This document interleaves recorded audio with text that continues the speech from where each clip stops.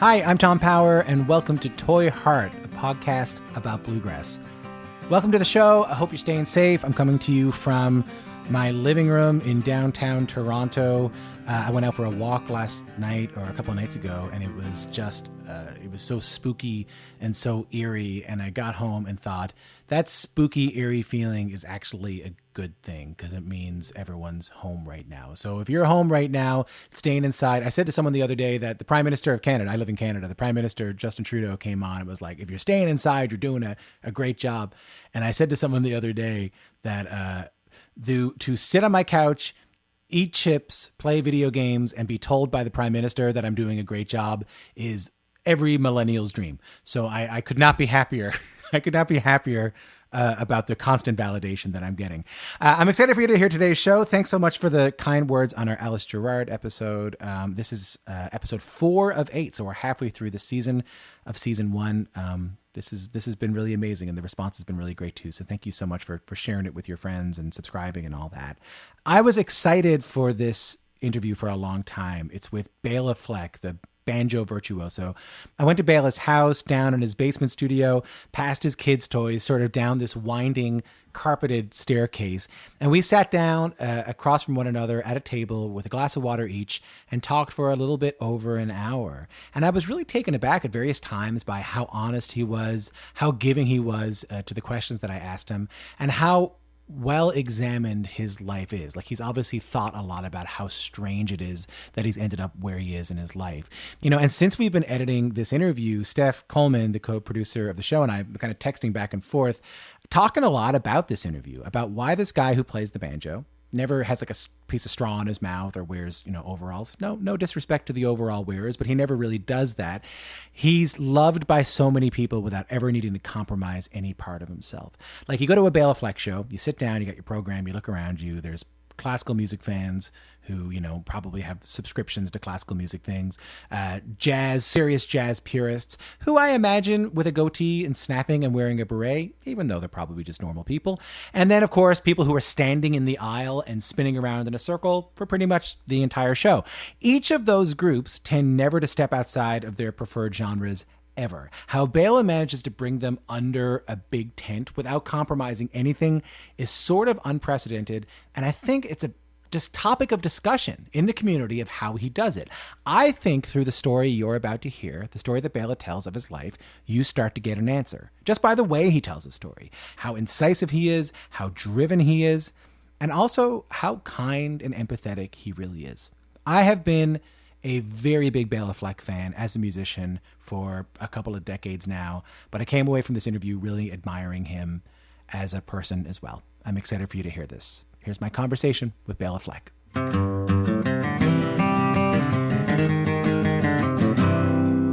do you guys about it? It's a neat thing about living here. Actually, that's one of the reasons I wanted to live here, because all those guys were still alive. Bill Monroe was around, Earl Scruggs was around, and even if you never saw them, it was just the same. You're where it was happening. Someone said to me they moved here because even if they didn't listen to the Opry or play the Opry, it felt like the center point of their existence. Like, all roads lead to Mecca. All roads kind of lead to the Opry if you're into this music. I guess so, yeah. It was never part of my upbringing or my thing. So the Opry itself, it seemed like really cool, and of course the original bluegrass band playing on the Opry is a big pull, and that's why they're all here. But it wasn't as central to my trip as other things. Are you like Manhattan, New York? Yeah, Upper West Side, 100th Street. Nice part of town. It is now. It was a $125 rent-controlled apartment for 3.5 bedrooms for a school teacher and her kids. Your folks you divorced. So it was my mother and my older brother and me. So who was the one who named you? That's my father. My father, who I only met in my 40s. Oh, really? Yeah. So he was a classical music fan? Big time. Yeah. And he was he a musician? Was he he ended up teaching kind of dead languages and stuff like that at the University of Maryland. Mm-hmm. And I believe he's gone now. I'm not positive, which tells you a lot about the story. But I did search him out. In fact, Tony was a big part of that story. Tony Trischka and I went together and found him while we were on tour at one point, and that's when I first met him. But yeah, big, egghead professor of dead languages and a huge classical music fan who wanted to be an opera singer and it didn't work out for him. Right. So he named us after all these classical influences of his. Are all your siblings named after classical composers? Well, there's only two of us from this father, but we both got lots of names. Right. So Anton Leos, Béla Anton Leos Fleck for Janacek and Webern and Bartók. And Bartók, of course, yeah. And my older brother got named Ludwig. Is he Ludwig Igor? He's Ludwig Friedrich, Richard Friedrich Fleck. So there's some Wagner in there, and I'm not sure who Friedrich is. Maybe I'm not sure. Did you maybe Handel? Possible. Yeah. But then he flew the coop. There's a song called "A Boy Named Sue." Yeah. You ever heard that one? Yeah. So he named us these names, and then he flew the coop, and then he was not to be found, and he was not involved, and he moved far away and never was in contact. So it was the Darth Vader effect. Right. Did you know what your name? Did you understand what your name was growing up? Yeah. I knew I was named after Béla Bartók, but I didn't know anything about Béla Bartók, except my stepfather was a classical musician. So when he came into the picture, he was doing string quartets and stuff around the house on a regular basis. So I got to start hearing some of that music. And, frankly, some of it I really liked. Some of it was, I would fall asleep but I would always try to read along on the scores, even though I couldn't really read. I just followed the shapes, and it was fun, Well, I got a lot of classical influence from my stepfather. And what was probably very different influence than my father would have preferred, because he had very, very Catholic tastes. Right. He was very strict. He wanted to be an opera singer. He probably would have wanted you to be Right. And when we finally did get to know each other, he wanted to know why I didn't listen to this or why I didn't like that, or it was very odd. Did he know who you were? Yeah, he'd been spying on me from a distance. Yeah, right, a little bit. Yeah. What was your mom like? My mom is around. She's a lot of fun. Good lady. Mm-hmm. Yeah, grew up in Queens, moved to the city. Pissed off her father by marrying this guy. Mm-hmm. He was kind of like a Nazi and a Jew. He was had a Nazi vibe or something. I don't know. Yeah. He was a dark force around my mother's Jewish family. Right. So he was kind of the opposite. It was probably the thing she chose that could have most angered my grandfather. That's who she married, and then it didn't work out. But then there was a good. Everyone got back together when he was out of the picture, and they were great. My grandparents were great, and my grandfather's the one who got me my first banjo, and my grandfather is also the one whose house I was at when I first heard the banjo. Were you like an arty kid anyway? Were you into? I was into Davy Crockett and Daniel Boone and the Frontier and the Indians, and I was into. Then I got into But keep in mind, this was the 60s, so I grew up on the Beatles being the biggest thing that had ever happened, and the music that was happening. And my big brother, Louis, was really into everything. So he knew about Miles Davis. He knew about all these Broadway show music things. Yeah. He knew everything about everything. But didn't you go to an art high I did, school? in high school, yeah. So that was, I was pretty well formed by then. And there must have been a proficiency at something in order for you to be there. Yeah, I could play Here Comes the Sun on guitar, finger-picking style, and I was all over it.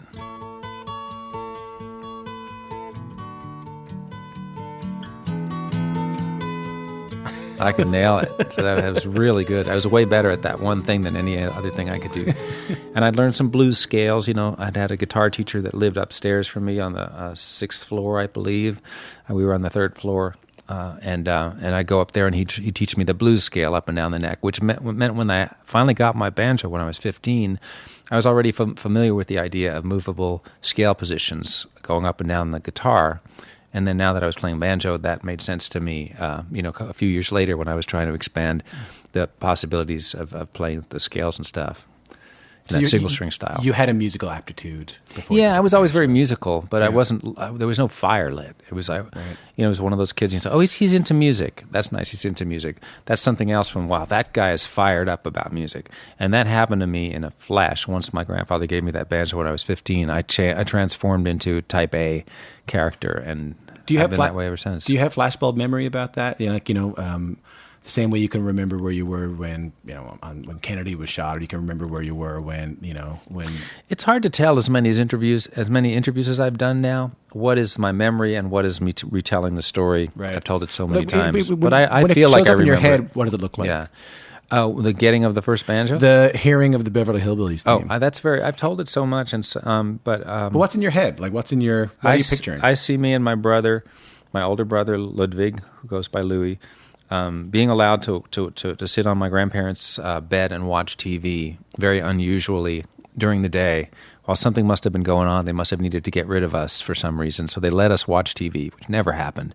And we got to watch a couple of sitcoms, and on comes the Beverly Hillbillies. And I just remember sitting there with my big brother, us little guys, and but talking. We were talking because after Earl Scruggs came on and played that unbelievable opening to the show, the Beverly Hillbillies.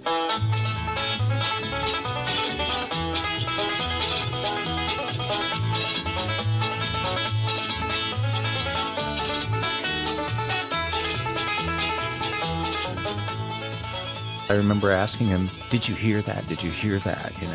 And wasn't that amazing? And he was like, "What? I don't know what you're talking about." And then knowing enough, I was old enough to know the music was going to come back at the end. So I don't know if I was 5, if I was 4. I don't know how old we were, but it wasn't. It couldn't have been more than 6 at the most. And then saying, "Wait, it's going to come back at the end. It's going to come back." So I was old enough to know that.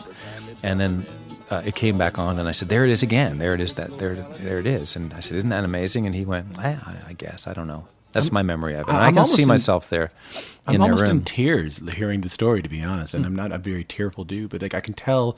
I don't know. I love hearing about a transformative moment. I can tell that was your life completely changed. It did, because the TV was on. It did that day. And what's interesting now as an adult, with a son who's 2 sons, but the one is Juno. He had one of those transformative moments with a television too, and the TV is not divorced from the impact, I have to say. But because when you never get to watch TV and all of a sudden you're put in front of a TV, whatever you see first is very magical.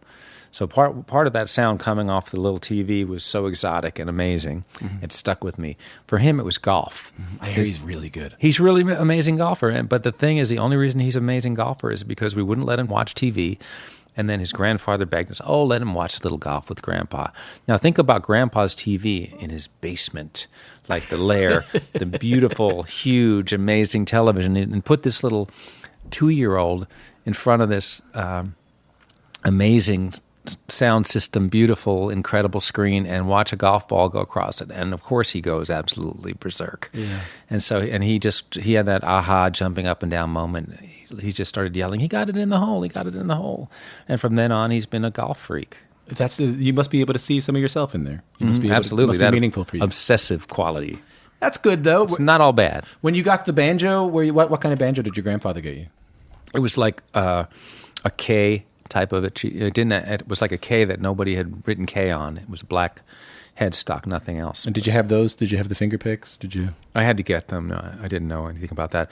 But my grandfather lived in Peekskill, New York. He'd retired from his car wash that he'd had in Queens and moved up to Peekskill, which was great. And so I would go there and play when I was a kid and play in the stream and catch salamanders and swim in his pool. And so it was nice. But it was an hour from the city, so on the way back that you had to take this train, the Hudson Valley line, up and down from Manhattan to Grand Central Station. And on the train on the way back, a guy, and I seem to remember that his name was Marshall because I had a few run-ins with him as the years went on, saw me with the banjo and said, "Is that a 5-string?" I said, "Yeah." And he was like a mutton chop hippie guy because remember, this was, early 70s. Right. And he said, "Can you play it?" And I said, "No." He said, "Want me to tune it up for you?" And I said, "Yeah." And so he tuned it up for me and showed me the basic rolls, like within a day of getting the banjo, because I didn't know how to tune it. Right. But I was just so excited about it. Did you have an aptitude for it at first? Did it make sense to you? Yeah, I don't know. That's hard for me to say because I wasn't really anybody around looking at me doing it. I was just by myself. I didn't want to put it down. I know that much.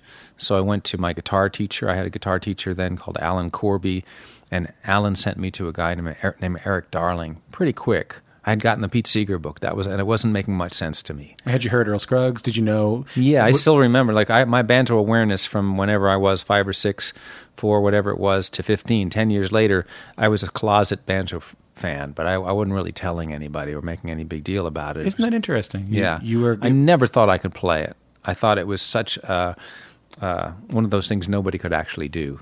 I never thought I could do it. So that's why I never got one and never asked anybody or never told anybody about it. I just figured that was just one of those things that you could marvel at. Your grandfather just said one day, I'll get the kid a banjo? He just got it because I was playing some guitar up until then, because that was an instrument that seemed doable. My mother played a few folk chords on it, and so when I was 7, I believe, I begged her to get me a guitar, which she didn't want to at first because she liked being the only one who knew how to play a little bit of guitar from camp. She was a camp counselor for a little while, so she liked that.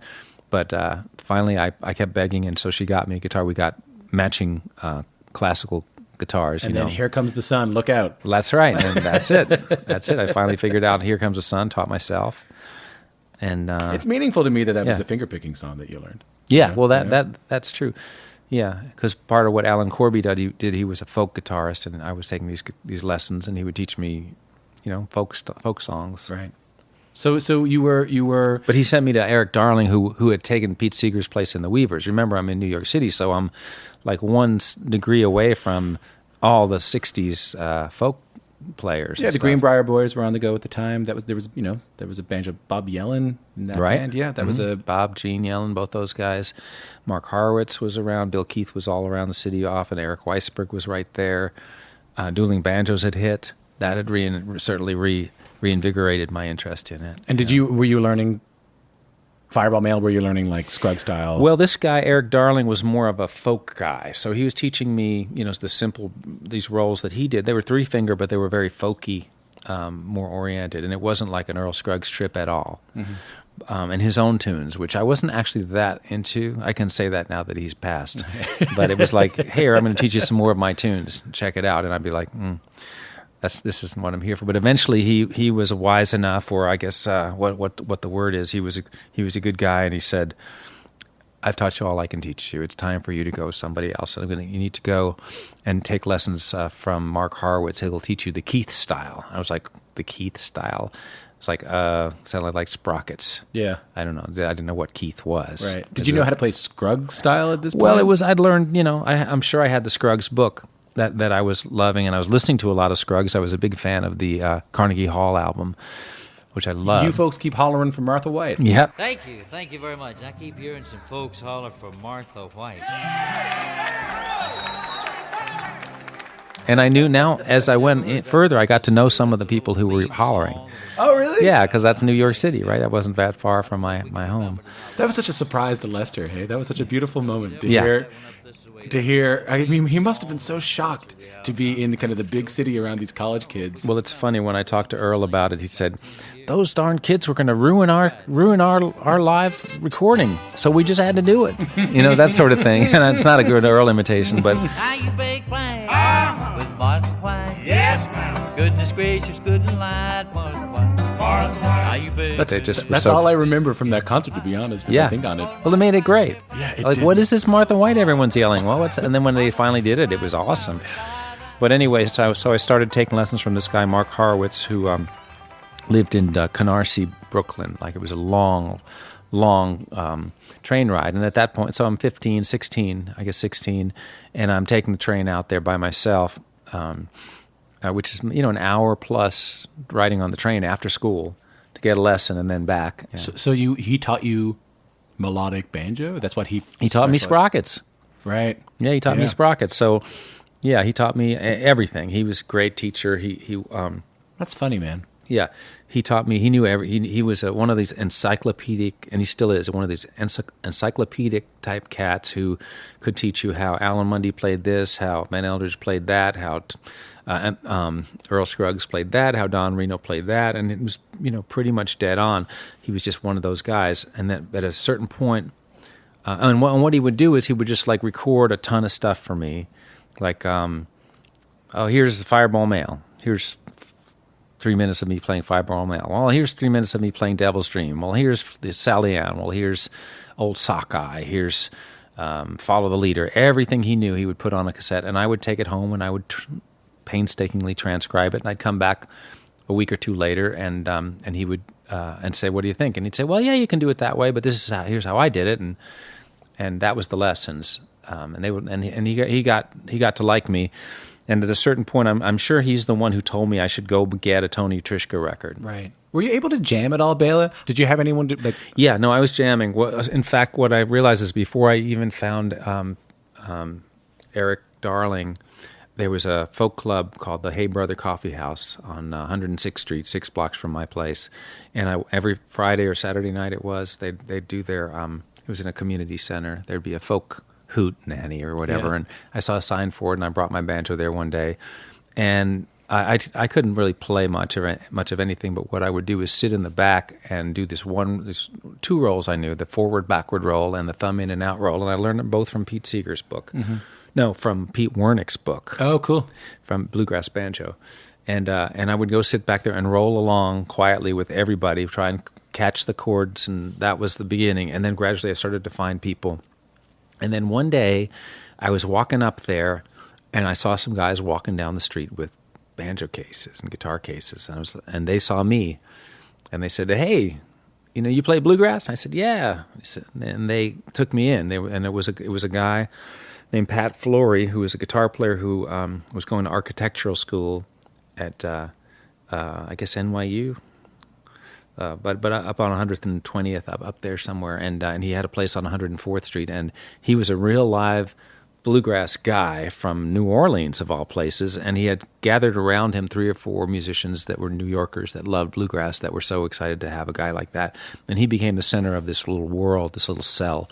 So I had those guys, and they got me going. Pat, once I showed up, Pat stopped playing banjo and started, kind of giving me that slot to be in this sort of band. And you were okay? You were good? Good enough. I mean, I think he was just always a supporter of everybody around that really wanted to play the music and would try to help. So you were jamming. You could jam. Yeah. Right.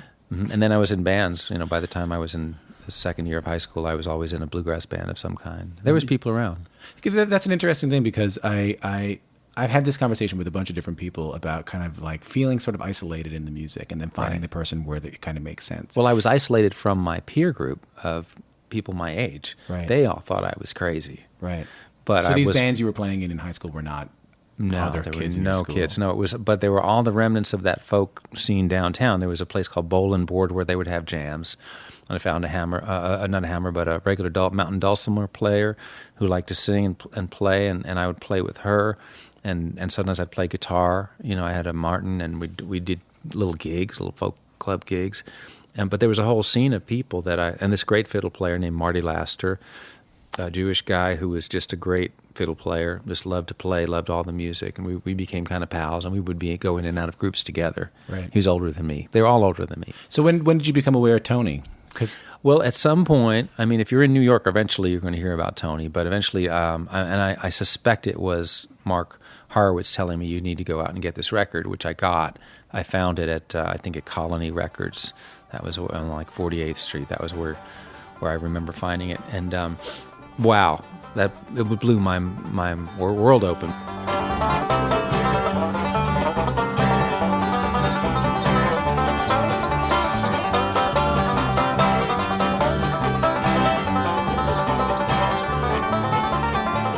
Between that and country cooking, that became my favorite stuff. And so now I'd come back to Mark and say, "Can you teach me this? Can you teach me that?" And so he would say, "Yeah, I can do that." And so because he could play that, so he could figure out anything. And so he'd figure it out. And I'd show up, and as I got in, he'd be like getting the last notes ready for me. And this went on for a few months. And finally, one day, he said he was just getting exhausted by me trying to learn Tony's stuff, which was just a bit beyond him. And by the next lesson, 3 things or whatever. And so one day he said, "Look, here's Tony's number. He lives in the Bronx. Just call him up, So I called up Tony. "Would you give me a lesson?" "Yeah, I'm very busy, but I'll try. Yeah, we'll try and find a time." And that began, my third my third teacher. Paint me in another one of those visual pictures. When I say your first lesson with Tony Trischka, what pops into your head? I just remember this, it was up in the Bronx, so I had to take the train up there and find it. So that was part of the rite of passage. And he lived there with the other musician. I can't remember whether it was Roger Mason or bass player that played in his band Breakfast Special.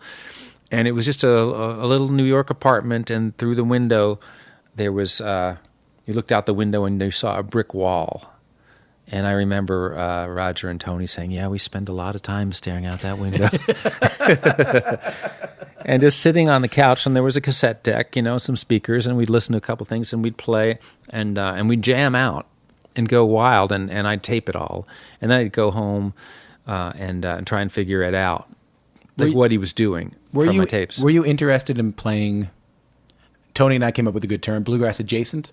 Were you interested in playing bluegrass adjacent music? Yes. At this point, before you talked to Tony, were you interested in playing more than Sally Ann? Yeah, I was totally into exploring and jazz and all the different possibilities, and Tony was pointing the way, but Bill Keith was too, and really everybody was, but you just had to really want that. Did you know about Bobby Thompson? Were you aware? Yeah, I knew about everybody. I thought I knew about everybody, right. But I knew quite a lot about who was doing what and what was going on. I was all the way in. But nobody really was doing the thing that I saw Chick Corea and Returned Forever doing when I went to see them when I was 17.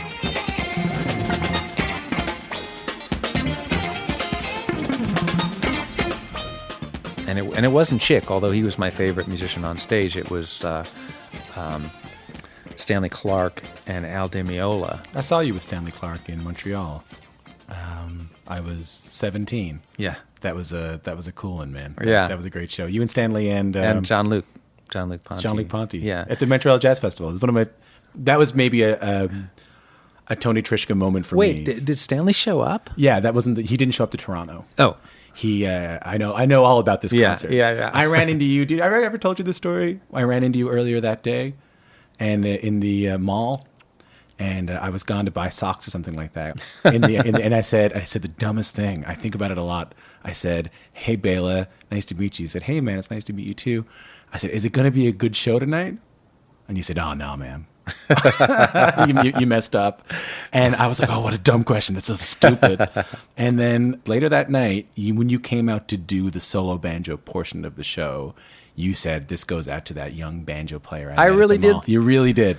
Oh, I like myself more in retrospect. And my brother my brother went with me, put his arm around me. It was very, very meaningful moment for me. Yeah. Wow. Yeah. Well, that's nice to hear. Yeah, it was cool. So hold on. So enough about me. So you're taking lessons with Tony. And well, the big thing about those guys is that they were the shredders of the band. They were they would go up and down every inch of their necks of that electric bass and acoustic bass. Yeah. Stanley and Al Di Meola, of course, and lightning speeds, and they. It was like checking every box. Up, I missed that fret. Got to go back there. Up, going over here. Up, going up, top fret. Bottom fret. Behind the nut. Yeah. It was like Joe Satriani in our minds now, or Eddie Van Halen. It was those guys. It was Al Di Meola and Stanley Clarke being the gods they were of that time, of that particular kind of music that they were so good at. And I just thought to myself, all those notes have got to be on the banjo somewhere. Why? Why not? Respectfully, in your house, why not say, "Oh, well, they're playing it on the guitar. I'll play it on guitar"? I didn't like the guitar like I liked the banjo. It just didn't turn me on. I was interested in the guitar, but I loved the banjo. Wow. It was a thing.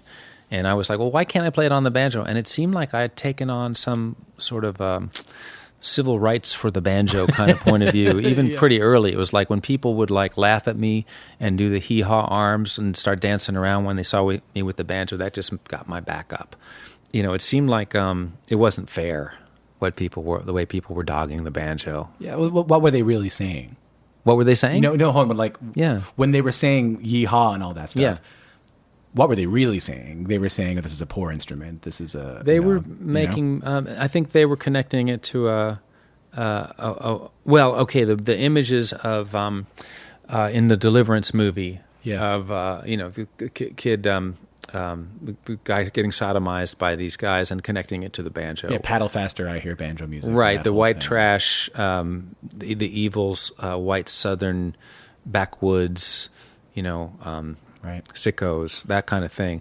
And then even, the Beverly Hillbillies was a little bit cooler because the truth was they were actually smarter than the L.A. banker. The result of every story was that Jed was actually smarter, but he was a savant.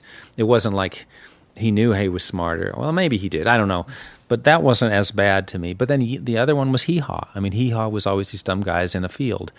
And I just thought that music was so cool, and I just didn't like that. And I wasn't from there, and also I was looking for a way to be a part of this thing, and I wasn't a Southerner, so I don't know. All these things kind of got my back up, and I was fighting for the honor of the banjo on a regular basis. What's interesting to me then is that after you play with Tony and the Tasty Licks kind of happens, something surprising to me is that you end up going south. You end up going, I mean, for someone who was trying to say, hey, I want to be able to play Chick Corea on this thing. I want to be able to play Al Di Meola on this thing.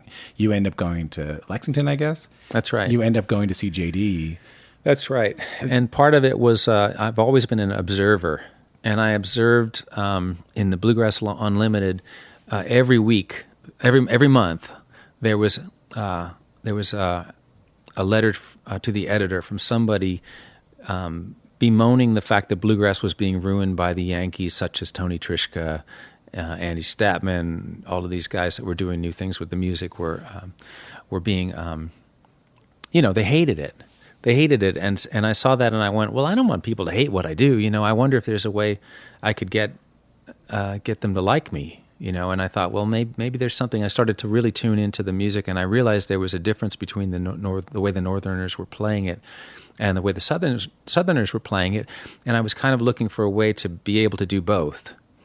Or the first thing you do is when you're, here's the thing. I could play so much like Tony Trischka, it was getting to be a problem. So there's one party I was at, and Tony and I were playing, and somebody came up to me afterwards and said, man, you are so good.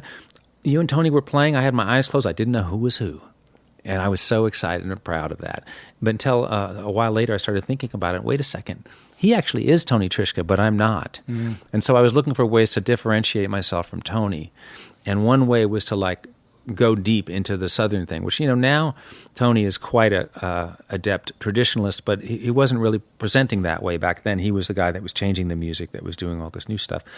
And so I decided, well, what if I could get down there and really get into that stuff? And I'd had this awakening in Tasty Licks when Pat Enright joined the band, who he was ended up singing in Nashville Bluegrass Band for many years, just a wonderful traditional singer.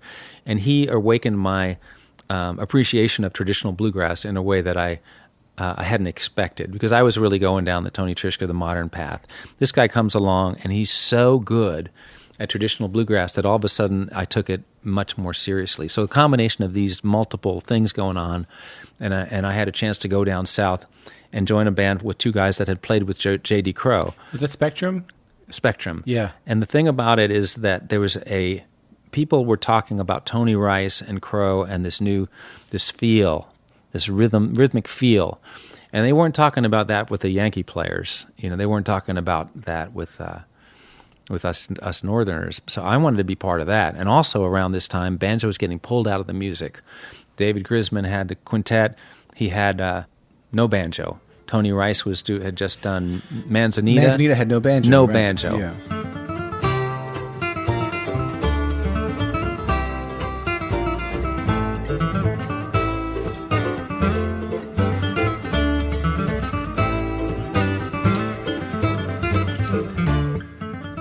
So things were starting to go that way, and I was like, man, I wanted to be the guy. I wanted to play with those guys. I wanted to be the banjo player on those. And I always thought maybe part of the reason was because Crowe couldn't really play that stuff. He's the greatest ever, one of the greatest ever. But he couldn't really go where Tony Rice was going, and where Jerry Douglas wanted to go, and even where Ricky wanted to go. So I thought maybe there was an opportunity for somebody who had, a different technical point of view, a different personality on the banjo to fit into that world. Like all this stuff you learned from Tony that was, kind of mind-blowing and abstract could actually be beneficial in what these guys in the South were doing. I was thinking that. Yeah. It occurred to me. Maybe I could be the guy to go play with those guys, but I would have to be as good as Crowe somehow. Right. And then this opportunity came to go be in a band with two guys that had played with him. And I thought, well, that's as close as I can get because I can't be in Crowe's band because he's Crowe. He's already a the Crowe. one guy you can't. The one guy you can't. Yeah, can't get that gig. No. So I got in this band with two guys, and I thought maybe his timing would rub off on me. But what happened? What I didn't count on, but which really helped a lot, was just that living in that community of people between the Louisville and Lexington and even Cincinnati, those three cities. There was just a hotbed of bluegrass players and worshipers of that particular school of playing. That there's a whole world of people I didn't know, and those were the people. I didn't actually end up with a lot of time directly with Crowe. Like, he never took me on as a student or anything like that. I was so scared of him, but he'd come out and hear me play, and I went to hear him play all the time at the Newtown Pike Holiday Inn. I mean, there's no place else I would be, and I watched and I watched and I watched and I watched. I observed and I observed, and I studied the tapes, and I learned solos from Earl Scruggs radio shows. That was my period for that, and my pal in that endeavor was Steve Cooley, a great Louisville banjo player. We spent a lot of time together. Is he still with those us? Tapes? Yeah. Mm-hmm. Yeah, still playing? Mm-hmm. Real good player, real neat guy. Well, isn't that interesting? I mean, I feel like that part of your life is sometimes overlooked in kind of the story of Béla and the Flecktones and all that. I've always been a big fan. I've always been really curious about how transformative it was, yes, to work with Tony, but to sit down and watch J.D. Crowe. Yeah, it was great. And I thought, man, if I could play with that kind of timing. And then I tried to drop the northern sort of bounce that had crept into northern banjo playing through the influence of Alan Shelton, who's not a northerner, but by just the sheer love of his playing, it became such a way to play. There was always this very exaggerated bounce, and I noticed that Crowe played with almost no bounce, and I noticed that it swung harder.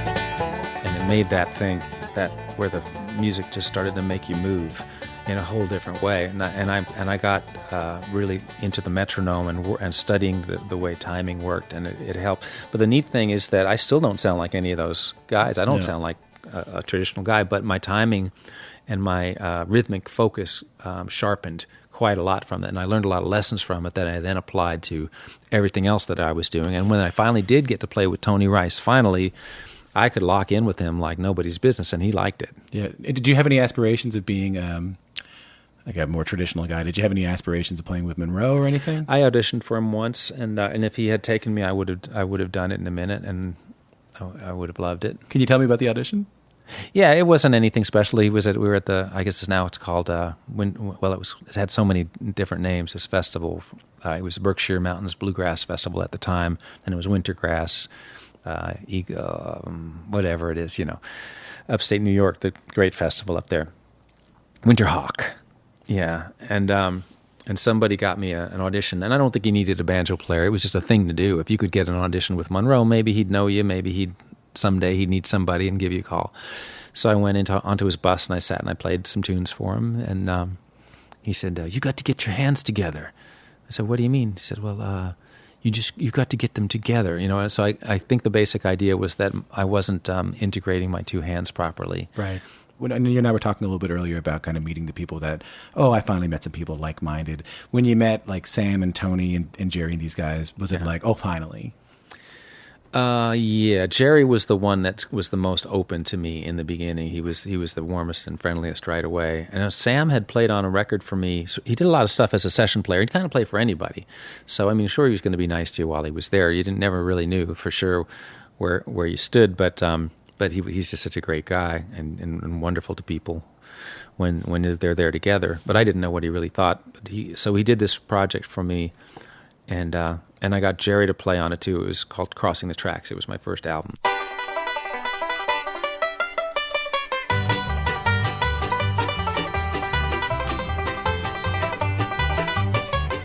I have. I thought you were in Newgrass then. No. But that certainly led to it. And I have to say, I used making records from then on as a way to get to the next rung. So if I I asked Sam to play, hoping I'd get to play with him someday, and that's how he found out about me.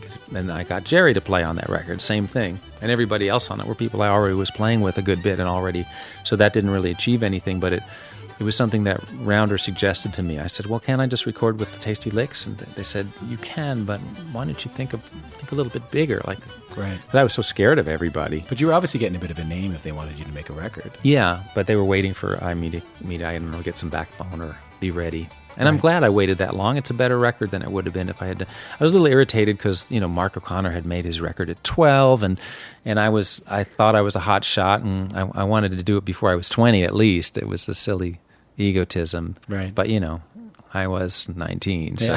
Yeah. so is by having Sam on Crossing the Tracks, is that how you end up in Newgrass? Well, that's the short, essentially. But eventually, when I moved to Kentucky, then they weren't very far away. Right, because who was their banjo player? Was it Courtney Johnson? Courtney Johnson. Yeah. And was he already? They were still going strong, So they were playing a lot of gigs with Leon Russell at that time, and sort of disagreeing about it within the band. About how long they should stay, and at a certain point, Courtney and Curtis, the guitar player and banjo player, decided to quit the band in the middle of the tour, and they were out with Leon, and Sam and John just didn't feel like that was correct thing to do. They felt they owed to Leon to finish the tour before they kind of wanted to go back to being Newgrass Revival too, but I don't know, it just wasn't. Right. They weren't happy. So do you fill in on that? Is that what the no? call is? So what happens is they quit the band. And when they come home, they come back. When Sam and John come home, Curtis and Courtney come back as if nothing ever happened. And Sam and John say, "No, you can't come back. You quit." And they were mad. And so at that point, Sam and John decided to put together a new band. They started looking around for people, and I had been doing a few things. I think I made when I made Natural Bridge. About half of that was a project that I did with Jerry Douglas. We recorded both our albums at the same time in the same studio with the same musicians pretty much. And Sam was on some of that stuff. And he was appreciating how I was playing and was reminded, I guess, about that. So, because I always loved Sam's fiddling. So I think I had Jimmy Gaudreau playing mandolin and Sam was playing fiddle, and we were doing it all live. And Sam was watching me crash and burn, trying to play solos that I couldn't get through, but he liked the spirit that I would always go down in flames fighting for it, and he liked that, which was neat. So he found this guitar player out in Colorado, who's a California guy named Pat Flynn, and me, and he reconstituted, and I had to leave Spectrum, which was very hard to do. I bet. Because we started the band together, and it wasn't going that well, but it was okay. But for me, this was joining the big leagues. And it really was, because when I did that, we got to move. My only thing was, if we're going to do it, can it please be in Nashville? Because Jerry was my new best friend. He was my hero, and he was taking me. And he's the one who called me and said, "Hey, man, big deal happens. Curtis and Courtney left Newgrass Revival. You need to think about this." I said, "What does this got to do with me?" Yeah. So apparently, I auditioned them, a cocky little snurd that I was. I wasn't sure, because I'd been working so hard on getting the Crowe timing and trying to apply that to Spectrum, and I was a little nervous that maybe I wouldn't be able to play that way with Sam and John. So I said, "Could we get together and play? I really would like it if we got together and did you play their tunes? Did you play? Yeah, I just drove down to Nashville. It was a 3.5-hour drive, and we sat. And ironically, it's like right across the street where I take my son to school now. 40 years later or whatever. But at any rate, it was a joy to play with these guys. I knew it was going to be great, but I just didn't know. I didn't know how to leave this band without at least going and, seeing if it sucked. I'd like to know it's going to suck. Something's going to be weird about it. Yeah. Before I leave this group of people. Rightly cautious. Yeah, Mark Schatz we'd moved together to Kentucky and in his Saab, and people were depending on me for this band, so. But as I said, it wasn't really going. I guess I just wasn't in love with the band either, but it was very hard to leave. So eventually I told them and gave them a long notice, and then moved down here to play with Sam. When you were in Newgrass, did it feel like, oh, this is everything I've ever hoped for? This is it was one of the first. The only thing before that had been recording the half of Natural Bridge, the other half that wasn't in Nashville was done with the David Grisman Quintet in California, and that was actually the best thing I'd ever done up to that time. It was the feel.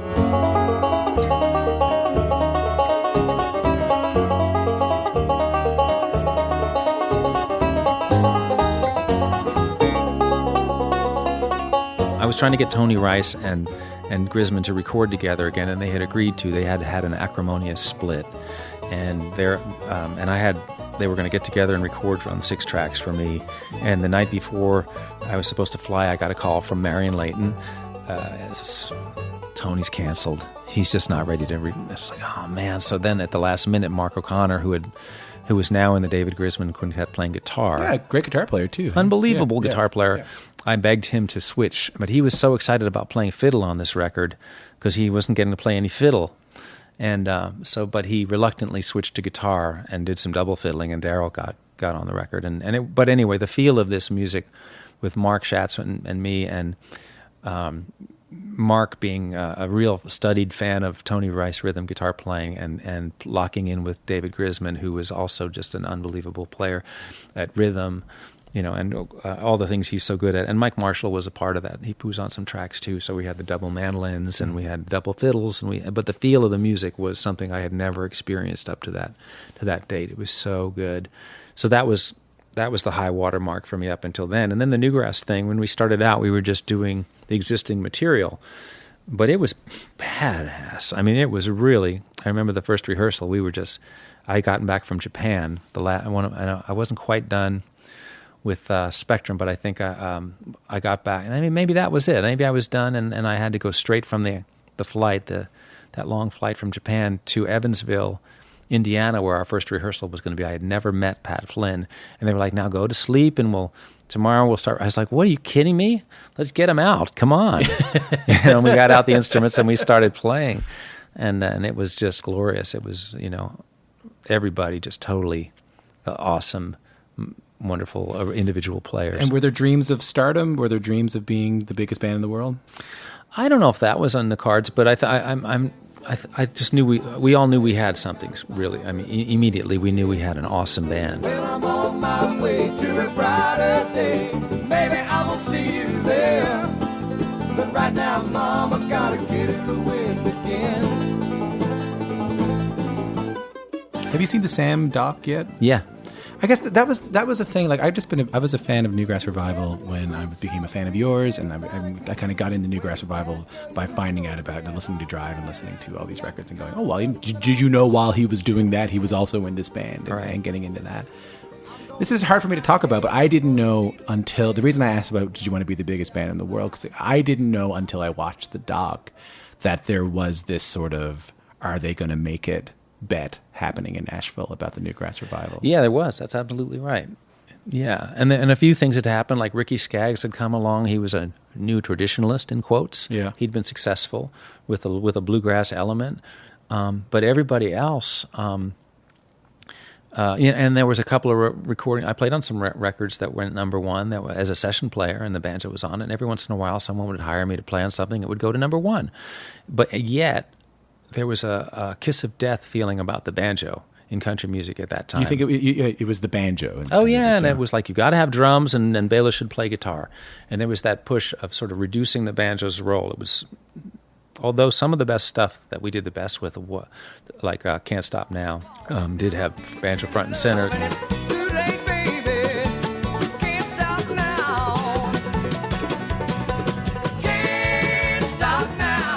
There was a sense of like it being in the band rather than being the main thing, and so I felt, and the songs were getting shorter, and we were trying to, make things work for the pop country of the time, and it just meant it wasn't what I joined Newgrass Revival for. Yeah, it was, but it was still great. I mean, I love those guys, and I love the music we made, but it wasn't. I mean, I was writing nonstop, and very, very, very little of it was getting it into the band, and it began to be an immature narcissist.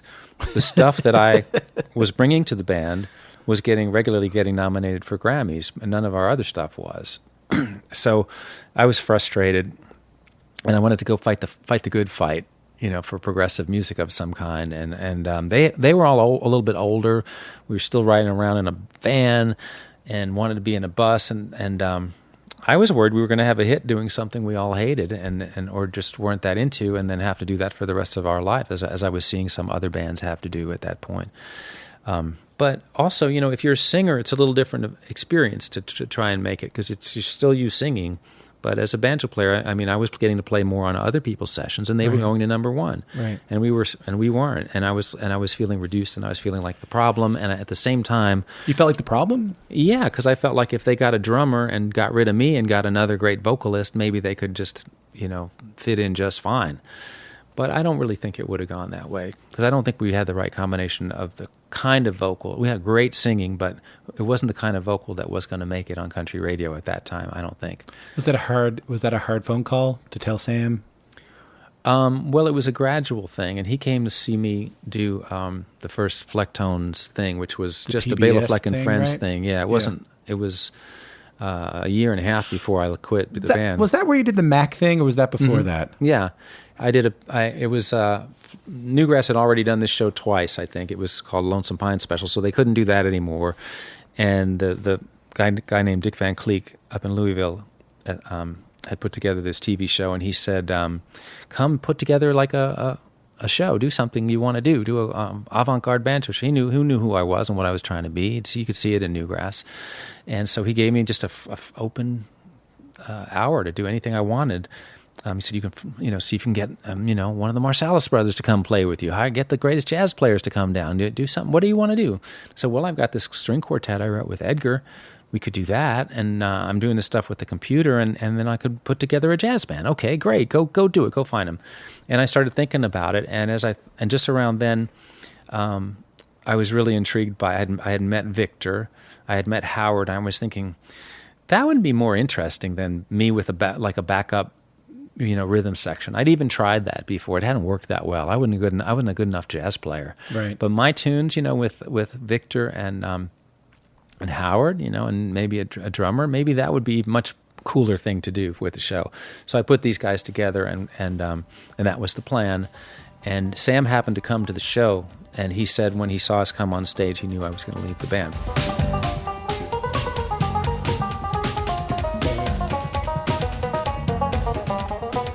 But I didn't know I was going to leave the band at that point. Really? At that point, I was just thrilled to be playing my own music and having people went crazy for that first show. Yeah. So that was August, and then around the end of the year, we had some time off from Newgrass, and we did 4 little club dates to see if maybe there was enough to put together an album, and that went really well. And then we made this record. I guess maybe it was, I don't know, April or something, March or April, and around the same time, Newgrass was trying to get a song called "Callin' Baton Rouge" off the ground. Such a strange combination of a woman and a child. A strange situation, stopping every 20 miles, calling Baton Rouge. That ended up being a big hit for Garth Brooks a few right, years later, yeah. Such a strange combination of a woman and a child. Such a strange situation, stopping every 100 miles, calling Baton Rouge. And we had to make this video, and I was like, oh no, I booked the session. With my own money, I was recording the Flecktones, and it was the last day, and I said, well, I'll just have to take get the first morning flight and meet you guys out in the Mojave Desert to shoot this video.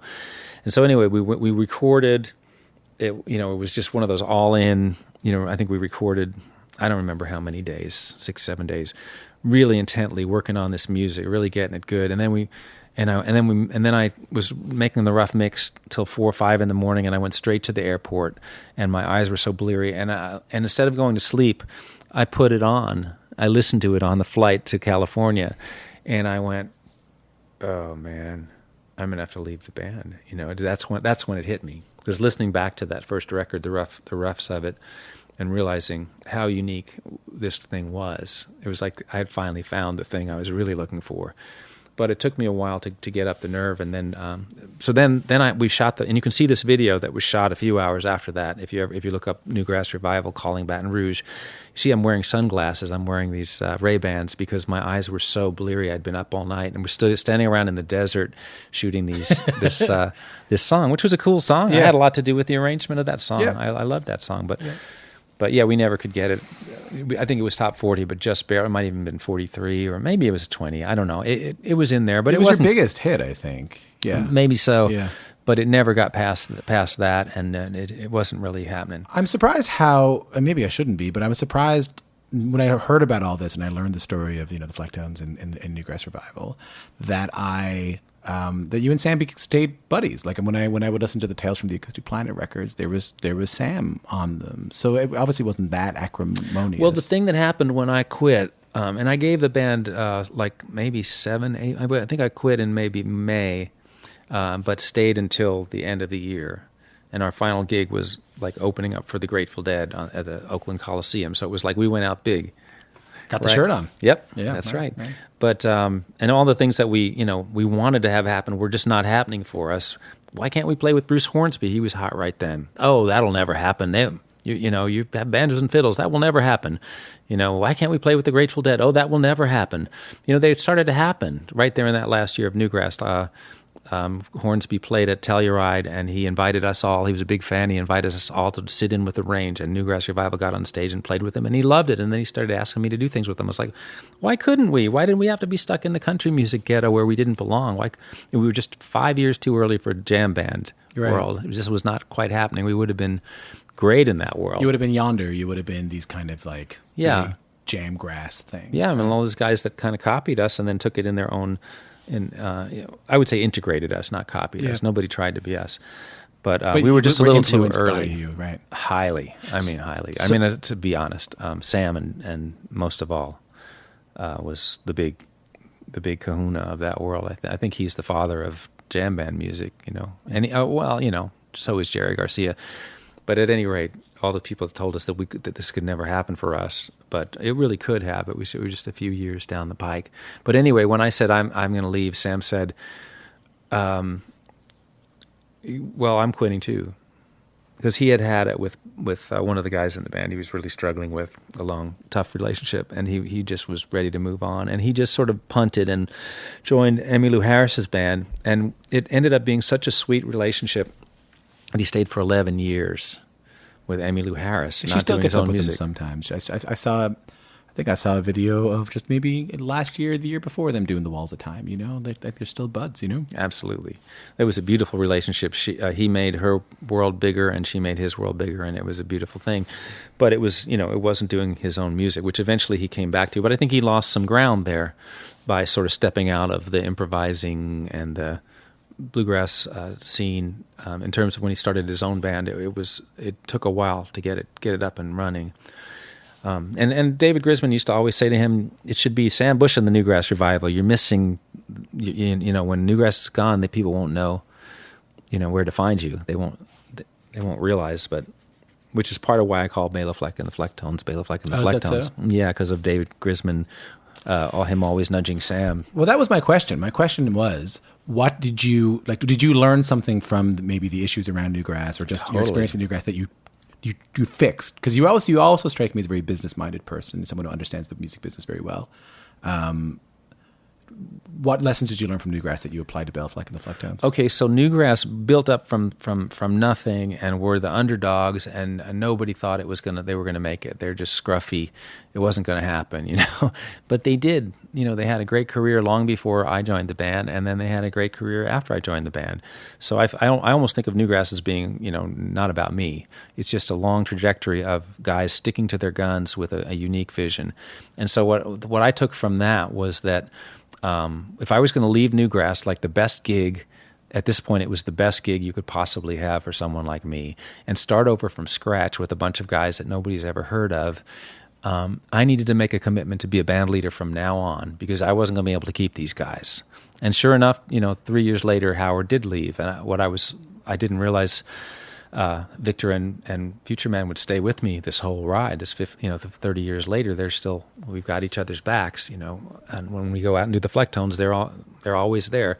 But that's part of why I named it, because like if I named it, Weather Report or whatever, and 3 years later everybody decided they didn't want to do it, then I would have nothing. But if I called it Béla Fleck and the Flecktones and somebody needed to leave, I could replace them and the band could keep going, and I would be leaving Newgrass, the security of Newgrass, for a new career as a band leader. But I also thought it was going to take 10 years for it to become a solvent situation, because the music was simply so esoteric. Mm-hmm.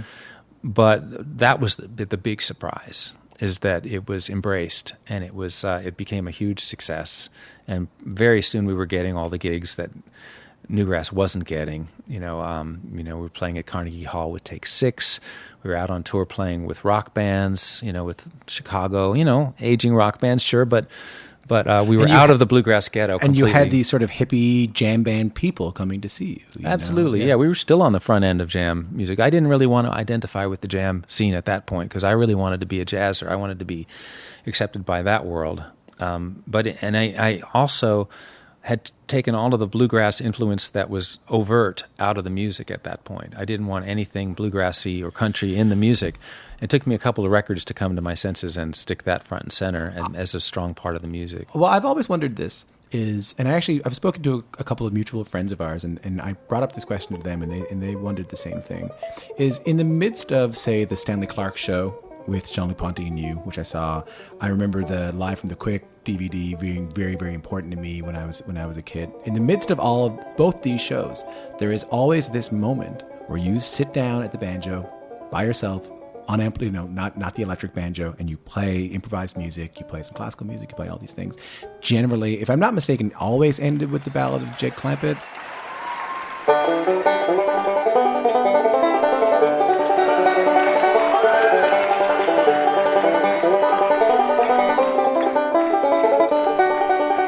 Yeah, that was my routine for a long, long time. Why? Well, because for one thing, now I was becoming the distributor of bluegrass to people that didn't listen to bluegrass. Yeah. So I would particularly do it if I went to another country, like if I was in Japan or Korea, or if I was in Europe. I would always make sure and play some bluegrass, because they weren't getting it, and I thought it would be exotic to them. Just like if I was playing classical music for a bluegrass audience, they might be knocked out because they wouldn't expect to hear it, or they might hate it. Yeah. But also it was the thing that got me playing in the first place. I feel like that particular piece. You understood the expectations of the audience too, though. Well, to my surprise, people went crazy for the bluegrass, and I had learned that if I could play anything I wanted on that solo, but if I ended with Beverly Hillbillies, I was going to win. Just like I knew the Flecktones could do almost anything, because at the end of the show, Victor was going to spin his bass and do acrobatics and go crazy, and the audience was going to go leap to their feet, and we were going to win. So it gave us a lot of freedom, to do a lot of esoteric stuff, because we had such a home run at the end. And at that time, the Beverly Hillbillies was that too.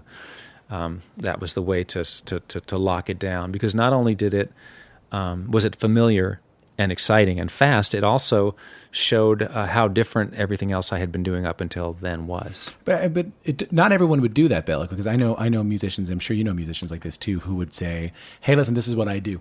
Right. This is what I do. Take it. I know I just think about my band. My band could be a band that plays traditional fiddle tunes and sings unaccompanied ballads. But it became important to us. I have a couple of dance songs in there, a couple of sing-along songs to get everybody going. I think even when the Punch Brothers play, they might play some weirdly esoteric kind of string quintet stuff.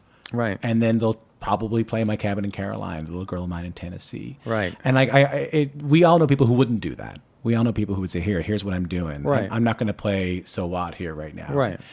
I feel like you understood and respected the audience. Part of it was a showbiz thing, like it was just a great contrast to everything else that was being done. Part of it was homage to it, and then also part of it was again, ego, like feeling like I was a participant in that music, and one of the people, like the Drive album was a big deal album in that world, and I was in Newgrass Revival in the top band in that music for years and years, that I wasn't really just this jazz avant-garde player, but actually I was very, very much a part of that world, and I didn't want that to be just sliced away and forgotten, even for myself. That was a big piece of who I was. So I guess part of that was me hanging on to that.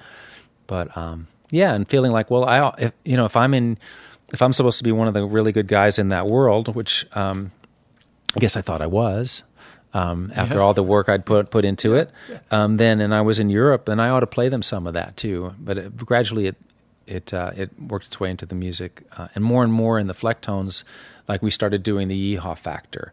We started doing a couple of other things that had a real overtly bluegrass lean, and I was starting to discover that the stigma, the white Southern stereotype, was sort of fading away. It had been a long time since some of those. I mean, it was still there, but it was very gradually fading away, and it wasn't a negative, and people were starting to get more curious about it.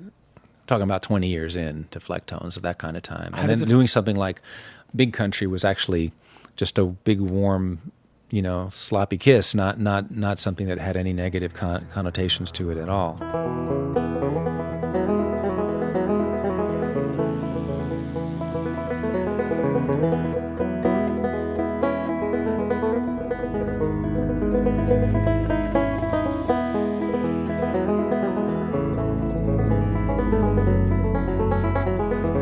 How are the changes now? Because now I saw you and Abby play in Toronto, I don't know when it was, April, May.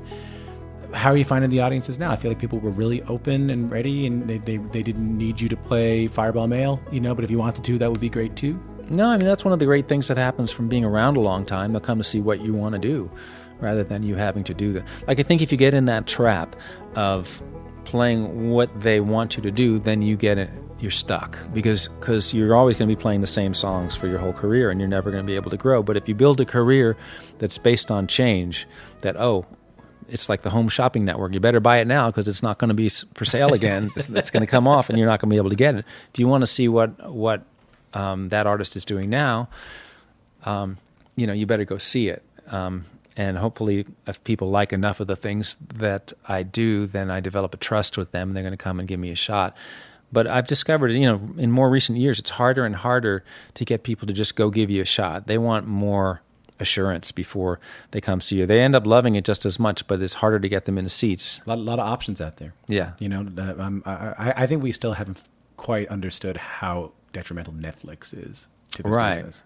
It seems silly, but really, there was when you started playing, you had to go to the movies, watch Johnny Carson, or go to see Béla Fleck. Right. It's a much more isolated world now. Everybody can just stay home and have all these options. And if you're a little shy, you don't have to deal with that. You can just stay home and have this whole experience in your imagination watching something on television. What keeps bringing you, because you're working on this new, I hear it's done, the new Bluegrass, Béla Fleck Bluegrass record. Well, I've got 16 tracks, so but they're pretty long. So if it's a double album, I'm not done, and if it's a single album, I'm going to have to cut some stuff that I'm in love with. So it's a bit of a thing I got to decide. I know double albums generally are not a wise move commercially, but I may just have to do it because it's been since 1996 since I've done a bluegrass record. The transformative record for me. I mean, I actually listened to it on the way down again, and it brought me right back. What a beautiful record. You're talking about Tales from the Acoustic Planet Volume 2.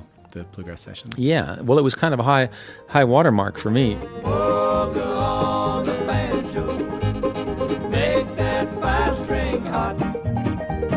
Polka on the banjo, give it all you've got. And sales wise too, because it was over 200,000 units, which was really quite good sales and it was because of the Flecktones. So I started feeling, hey, I'm bringing all these people that love the Flecktones to see what I've been, where I come from, and show them the level of the bluegrass, the great bluegrass players that I love so much. So check it out. And I had their ear, and a lot of people, because bluegrass wasn't a part of the Flecktones, but they knew the banjo was a bluegrass thing. I've never heard Béla play bluegrass. They hadn't looked back. And now a new release comes out on Warner Brothers called Bluegrass. Bluegrass is in the title. Well, if you want to hear Béla play bluegrass, this is where you should go. And all of a sudden, people really went, and they loved that record. And so I was very, very fortunate. On the record was a killer for me. Thanks, man. Yeah, I just loved that band of guys playing together. It's just like Drive all over again, except, 8 years later. I listened to it on the plane, and I thought, what a nice artifact it's become, not just of you guys in that moment, but also that Hartford and Earl are both on it. Yeah. How lovely that is. Yeah, and I got 3 takes out of Earl, and then he said, my fingers are kind of tender, because he wasn't playing, he wasn't warming up, he just came over and we played a few takes. And I took that with me on a tour to Europe, and I would sit around with it on an airplane and try and figure out which part would to use, because it was like one complete take and like an opening of take and then an extra take or something like that. And I just made sure it was the best it could be, because it was my golden chance to play with Earl. Ready? Sure. You got it rolling? Yeah, I think they are.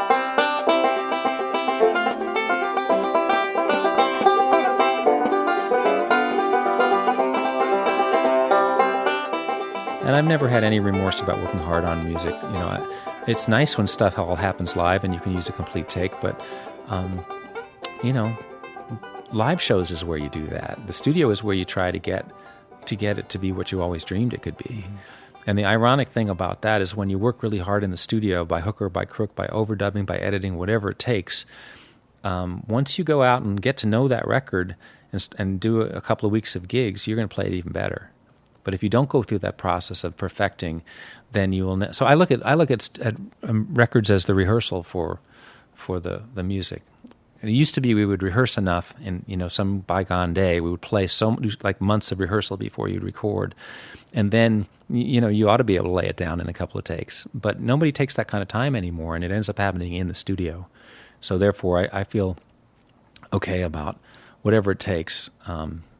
And I'm also very comfortable with the fact that there's music that is rough, that is great that way. Like it's like the gradation of sandpaper. It's all still sandpaper. There can be fine emery sandpaper that's super, super fine, and then there's sort of super rough sandpaper. They're both great sandpaper. And so music can be super rough and super awesome and super fine. So I feel like the music that I do should be really precise, and every box should be checked that's possible. Well, that leads me to my final question. But before I get to that, are you what keeps bringing you back to bluegrass? You're doing another bluegrass sessions record. I love it. I love playing with Sam and Jerry, and now I'm finding out about all these new guys that I hadn't. This was one of the things that I did here is get to play with a lot of people I hadn't played with before. There's a rhythm and there's a way that the banjo fits into the music, and I'm also stuck with like a lot of tunes that have not been used, that I've written over the years, that have just been sitting there, and they start to collect dust, and they only exist in my mind. Nobody knows about them but me. And so part of it is a closure thing, to get them out of my brain, so I don't have to worry about remembering them and losing them someday. So just get them recorded, and I don't know. It just felt like the right time. You just like it. You still have. Oh, I still love bluegrass the same way you did when you heard Earl Scruggs play Beverly Hillbillies. I love it, and I love playing in a groove and rhythm section. The thing that stopped me for all this time was Tony Rice. And I finally had to come to terms with the fact that Tony Rice was not going to come back and be playing again the way he was, and doesn't want to, but that he was the thing that made the magic for me on those 2 records, on Drive and Bluegrass Sessions. So I kind of felt like I couldn't really make that magic without him. And it took me this long, all these years of playing with the house band with Brian Sutton, and me going, I love Brian, but it's not that the Tony thing is just so profound. And finally, playing with some different people and realizing that I can't get Tony, but I can get some things that Tony can't do, and I could find that groove again with different people. So who's playing guitar? Is Brian playing guitar? I have a lot of people. I have Brian on some stuff, but I also have Cody Kilby. Yeah. I also have Billy Strings. Great guitar player, yeah. They're all phenomenal. Yeah. Then on mandolin, I have Sam, but I also have Dominic Leslie. I have David Grisman. I have Chris Thiele. On fiddle, I have Stewart, but I also have Michael Cleveland, and I also have Billy Contreras. And on bass, I have Mark Schatz. I also have Royal Massat, who plays with Billy. I also have Paul Cohort. So, and on dobro, I have Jerry Douglas, and I'm sticking with him. I told him, everyone else, I'm having lots of different people, but if you play the instruments, but if you want to be the guy, for the whole record, you're welcome to be it. And he said he does. So he's on 9 or 10 of the tracks already, and he'll end up on some more. I should talk to Jerry. Yeah. Yeah. I haven't reached out yet. I'll talk to Jerry maybe next time. I got to talk to Jerry, and I got to talk to Sam. Yes. It's been hard to get in touch with Sam. It's been hard to reach him. And I gotta talk to Tony somehow. Tony Rice, but yeah. That's sort of the white whale. If you could get him, that would be a wonderful thing. I'm working on it. Apparently, if you show up to the house, you have a good chance. Yeah. Than calling. You have a better chance if you just show up and say, hey, I'm here. Well, if you could do that and like not have that be your only shot, like you like park yourself in Reedsville or wherever he lives for 4 days, like knock on this door the first day and have him say, oh man, I can't. But and you say, well, is there a time you could? I'm here. Yeah. Yeah. And just park there with something to do, some project that you need to do. You could do in a hotel room. That would be the way to do it, I think, because he'll say, oh, I can't do anything today, man. Then you say, oh, what about tomorrow? Oh, I can't. What with it? You know what I mean? And see if the trick. But once you get into the interview, you'll get some great stuff. He's a sage. He's a he's a spirit. You know, he's a very smart guy. And I can't. I was talking to Critter the other day about how there are still moments on those records that I have no idea what he's doing. Yeah. I have no idea how he did it. Well, I always call him the wild card. That was the thing that he brought, because like everybody, well, Stewart also could be a wild card. All of them could be, but he was the one that would do it to the rhythm section in a way that was very unpredictable and make the thing dance. And he would do something like, Sam would get mad at him for some of the things he would do. And he'd say, Tony, stop doing that. That's the melody. You're not supposed to. And I'd be like, no, Sam, let him do it. Let him do it. I'm thinking of like Sea Rock City. He would just all of a sudden take off onto some idea he was having spontaneously and never do it again. And I loved it whenever he would get a wild hair and do it. And I would always make it into the final edit. On Polka on the Banjo, he plays a break behind the song. Like John is singing, I think the second verse. And I only caught it on the way down. I had these headphones on. And I said, Tony Rice is playing a guitar solo right now. Yeah. And it fits perfectly. It makes the thing move beautifully. But who does that? Who takes a guitar solo in the middle of a... She takes her by the hand, and I begin to swing her. She knows I never miss a chance to steal a kiss or dance the polka with her. I'm sure he did it on that one take, and I liked it so much, I said, that's got to be in. Because he would just... He's a wild card. I guess Vassar. Someone sent me a board recording of Vassar, who just pretty much from the beginning of the performance with the band to the end, I think it was with Rowan or something like that, played fiddle. Yeah, I think of it. Vassar had an on switch and an off switch. Yeah. As much faster as you want, just turn him on and he'll go. and it'll be great. And when you're done, just fade it back out. I guess the two things I'm curious about, but maybe I'll just ask one of them is. I feel like there's a lot of invisible work that we haven't talked about that I think is really important to your story, which is the practice. And you told me, you saw your son, kind of get obsessive about golf, and you saw yourself get kind of obsessive about the banjo.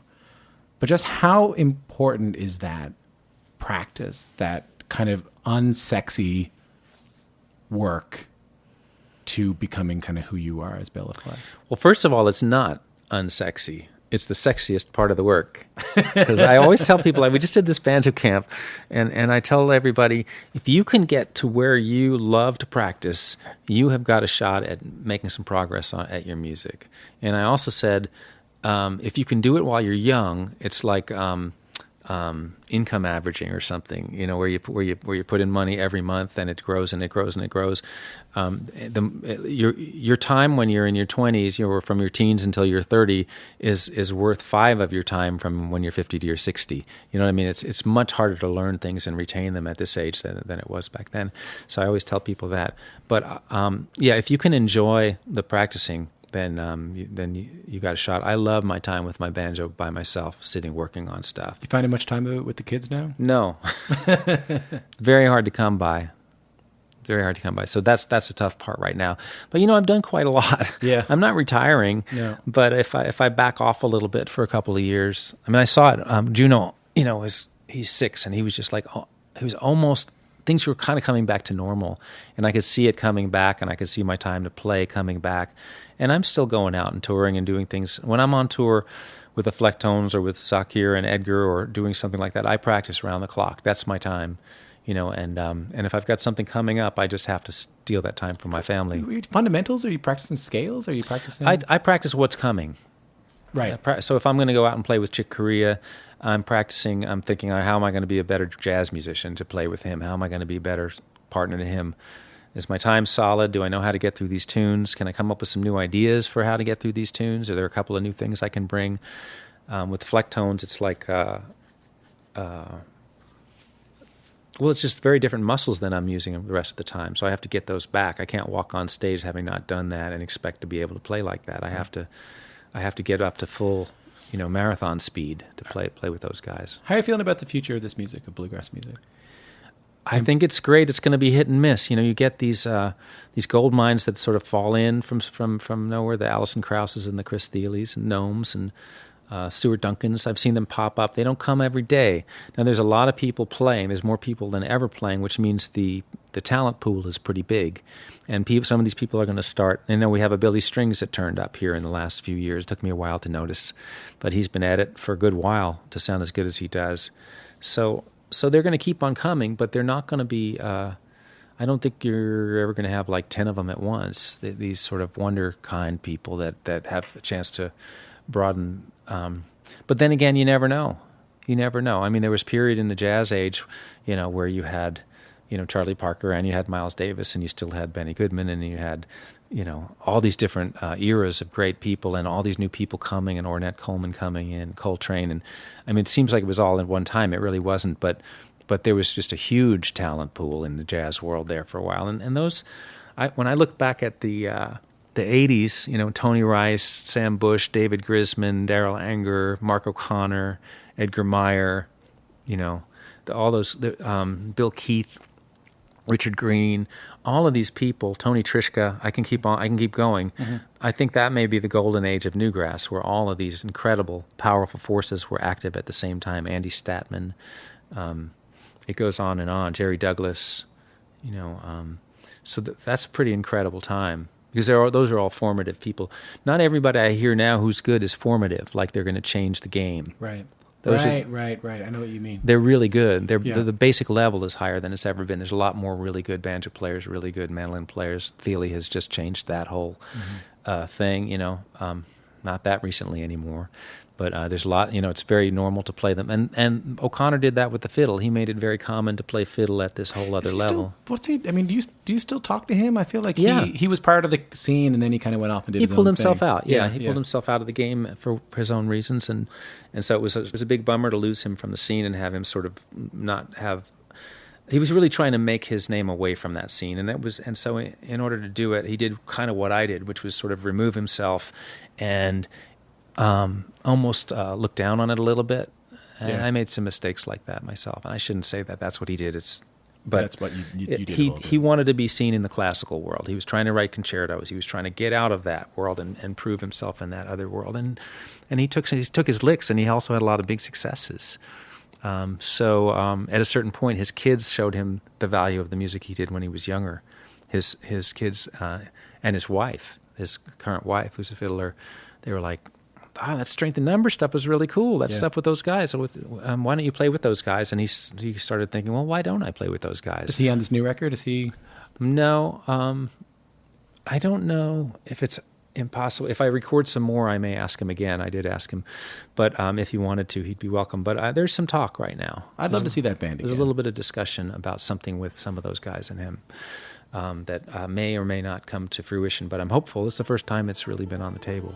For a long time. Béla, it's been nice talking to you, man. Same here. Really enjoyable. Thanks for making the time. Thanks.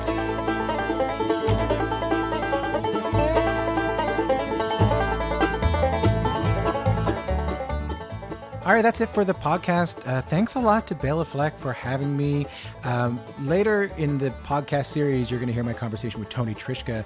I talked to Tony right before I spoke to Béla, like kind of right in a row. Béla kind of gave me his basement for the full afternoon to do interviews down there. I'm eternally grateful to him for doing that, and also just being so open and honest and giving me tips on how to interview Tony Rice. You heard it right here. I have a path of how I can interview Tony Rice. So I'm going to try.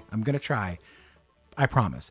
If you missed our chat with Alice Gerard or Ricky Skaggs or Del McCurry, they're all available on our feed. 2 weeks from now, our guest will be Allison Brown. I spoke to her in Nashville. She's someone with a really interesting story. Not only is she a banjo virtuoso, but she is also someone who went to Harvard, did extremely well there, had an opportunity to make, a gazillion dollars, and found her way back to the music that she loved and really followed her heart, but also ended up building an empire in roots music as well with Compass Records. So a real pioneer. I'm excited to talk to Allison. If you want to drop us a line, I'm at tom@toyheartpodcast.com. Drop me a line. Tell me what you think. And most importantly, tell me who else we should talk to. I'd love to hear from you. If you're interested in Béla Fleck's music, there's just an incredible amount of music out there, which is unbelievable. But there's a new version of his film, Throw Down Your Heart, he and his brother made, with a new CD of duets by Toumani Diabaté. It's the film. It's 60 minutes of video extras, the first 2 CDs, and a new book and art.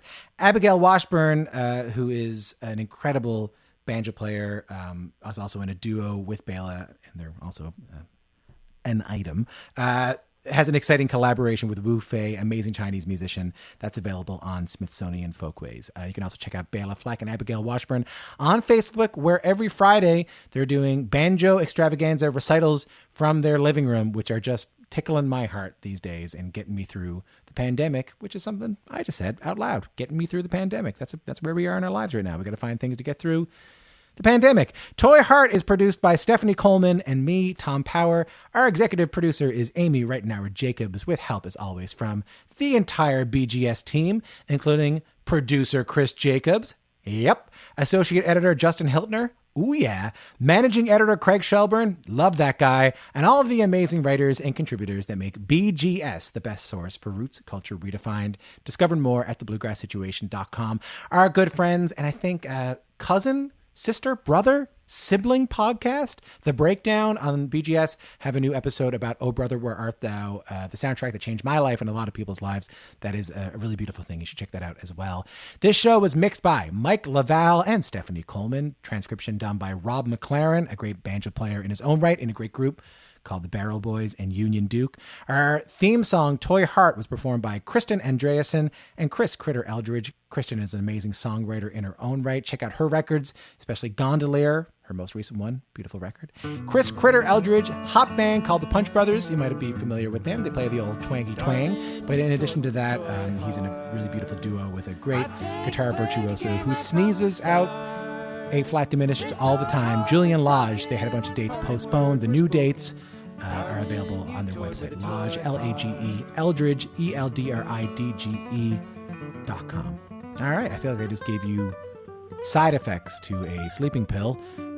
Like and subscribe and find us on Instagram at toyheartpodcast.com. If you like this podcast, please tell your friends about it. And if you feel like writing a review, that really does help us out. Rate the podcast too. We'll see you soon. Later on.